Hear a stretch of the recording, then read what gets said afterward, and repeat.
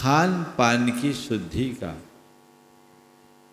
तो शुद्धि का साथ ध्यान तो आप लोगों को रखना ही चाहिए। वर्तमान में आए दिन चाहे जिसको कैंसर, चाहे जिसको लिवर सोरियासिस, चाहे जिसको किडनी संबंधी बीमारियां किसी भी उम्र में देखने सुनने को मिलती है।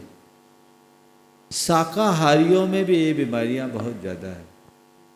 अभी आपके सांसद शंकर जी ललवानी ने एक दिन मुझसे चर्चा में कहा, उन्होंने एक बहुत बड़ा सर्वे कराया जिसमें लगभग 40,000 लोगों के बीच में सैंपल लिया गया।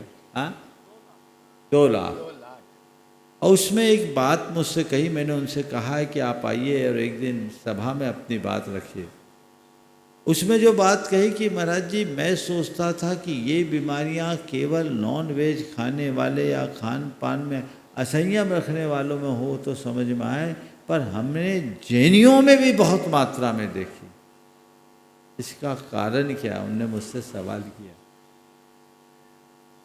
क्योंकि इन सब चीज़ों पर मैंने देखा 3 साल के बच्चों को ब्लड कैंसर हो रहा है, इसके अंदर कोई व्यसन नहीं, कोई बुराई नहीं, कोई खान पान की अशुद्धि नहीं। मैंने जब डॉक्टरों से बात की तो एक सबसे बड़ी बात उभर कर आई, वह ये कि वर्तमान में जो आप अनाज, फल, सब्जियां, मसालों का प्रयोग करें या जो भी खाद्य पदार्थ का उपभोग कर रहे हैं, वे सब रासायनिक खाद और पेस्टिसाइड से भरे होने के कारण पूरी तरह जहरीले हैं और वो जहर शरीर में जा रहा है, अपना असर दिखा रहा है। बीमारियों की सबसे बड़ी वजह ये है। लाइफ स्टाइल तो एक अपनी जगह है, लेकिन हम साधु संतों की लाइफ स्टाइल में क्या है? लेकिन अगर जहर खाएंगे तो शरीर पर उसका असर तो पड़ेगा ही पड़ेगा। ये बीमारियों की जड़ है। कैंसर का सबसे बड़ा कारण रासायनिक खाद और पेस्टिसाइड, इंसेक्टिसाइड का अंधाधुंध प्रयोग है।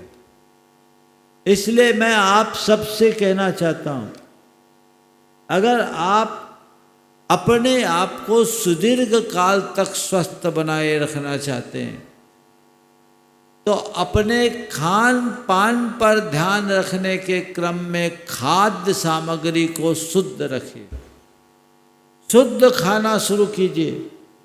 सारी जो है अनाज है, मसाले हैं, दालें हैं, तेल है, घी है और साग सब्जियां हैं, फल है, विशुद्धतया रसायन रहित और कीटनाशक मुक्त होना चाहिए, जिसे आज ऑर्गेनिक नाम से जाना जाता है। वो सुनिश्चित कीजिए। और अब तो बहुत आसानी से सुलभ भी होने लगे हैं और बहुत ज़्यादा महंगे नहीं, 10-5% महंगे।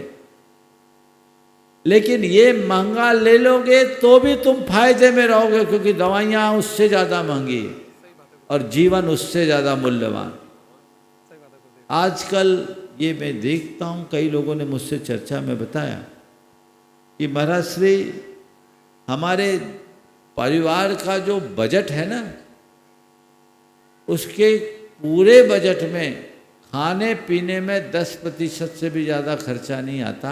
आजकल थोड़ा बढ़ा है तो होटलों और रेस्तराओं का बढ़ा है, मॉल का बढ़ा, वहाँ बाहर खाने के कारण थोड़ा खाने का बजट बढ़ा है, तो भी सबसे कम बजट खाने का है, बाकी तो सब ऊपर से सजाने में जाता है। जबकि सबसे पहले तो खाने के लिए तैयार होना चाहिए। शुद्ध खाइए, स्वस्थ रहिए, ये व्यवस्था आप सबको करनी चाहिए।